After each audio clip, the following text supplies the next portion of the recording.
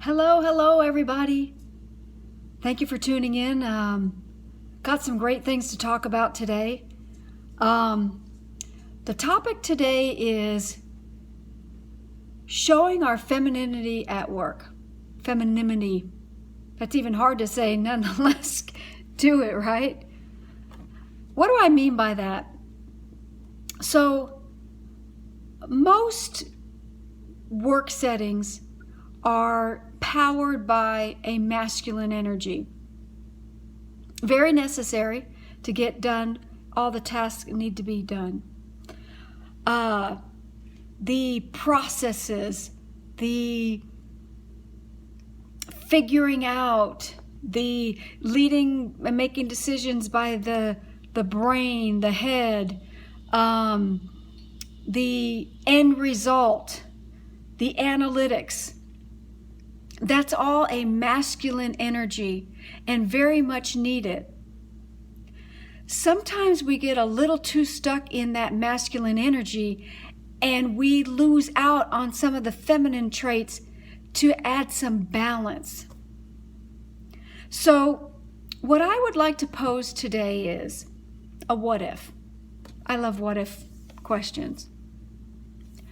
What if we had a shift in the workplace? Not from one polar opposite to the other, not from heavy masculine energy to 100% feminine energy, but a balance. So some sprinkles of feminine energy, if you will, into that masculine work environment. What kind of outcome could we see? And how, as a leader, could we influence that? So what do I mean when I talk about the feminine energy? So the feminine energy is that which is nurturing, caring, compassionate, the intuition.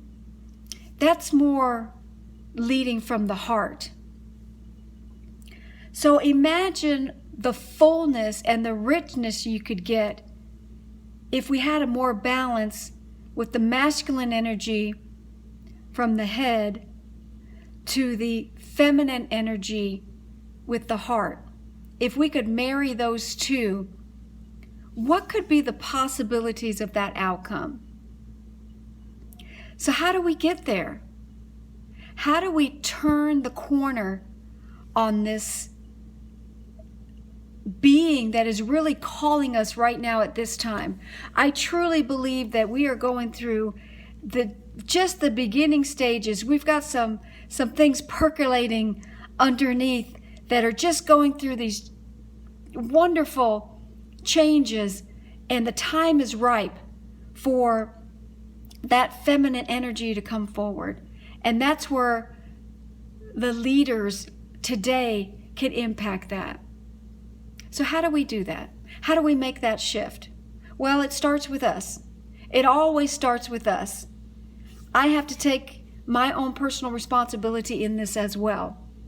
So what do I do? Well, first of all, I have to be willing to have some self-awareness around myself. How am I showing up in the workplace?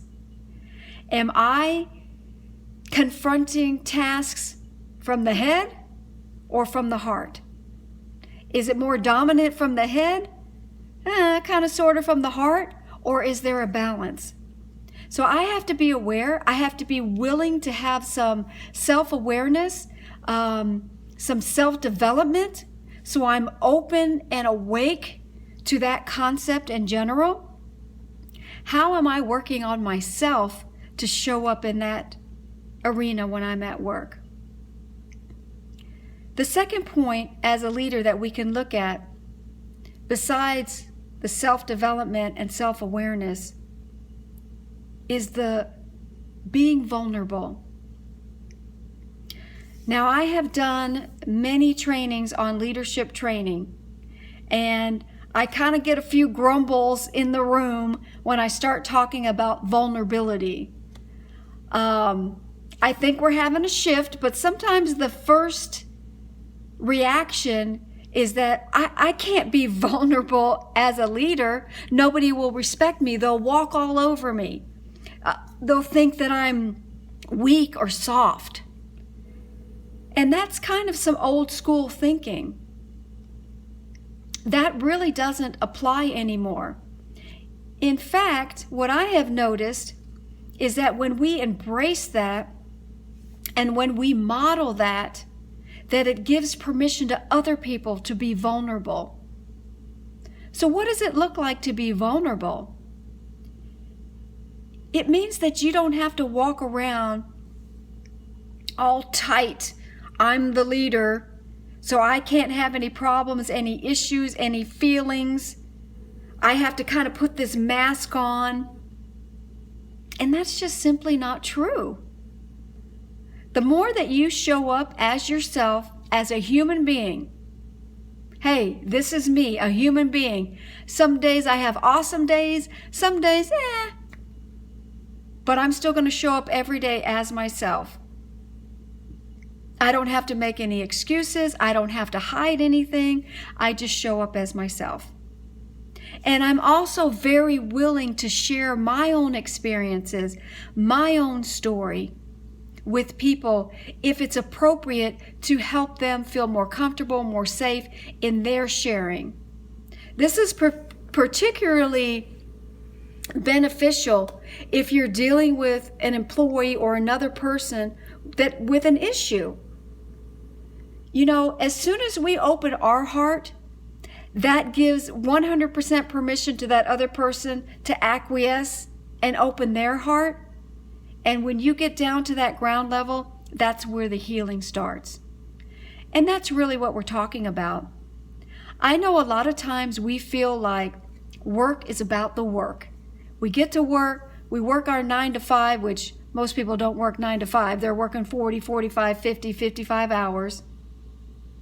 We're kind of just chugging along, doing our thing. Our department's doing our thing. They're doing their thing. And so we think that it is about getting it done, right? The end result, getting the work done. But if we really look closely and we're willing to kind of take a peek into the other side, it feels to me like the work environment is really a container for healing. It's not by accident that people cross paths at a certain time in the work environment. And I know that you've had an experience with this before where somebody came in, said something, a situation happened, and you connected with that, and that allowed for you to either be triggered by something, which then you can work on, or you were able to see something in someone else and help them get through that. But if we're not willing to be vulnerable, we will never get to that juicy part of freedom, of healing ourselves. And as a leader, I'm telling you, we have the best opportunity and the privilege to be at that seat, at that table, to help other people. So that is completely a feminine energy that can help shift the workplace. Working on ourselves, showing up just who we are, having that feminine energy of vulnerability, and allowing ourselves to feel our feelings at work in the workplace. You're like, I get to feel my feelings at work? I thought I was supposed to hide my feelings at work. Well, when we do that, it takes so much energy for us to keep that down that it pulls away from who we really are and how we can show up and help other people. So it's not beneficial to do that. Now, I'm not talking about going completely the opposite way and you're always having problems and issues. It's about the balance. There is a time right now, a call for us to shift in this world and add our value with our feminine energy. My brave leaders, are you up for the challenge? You sit at the cornerstone of being able to affect other people. I hope you'll join me in that challenge, and let's start this revolution.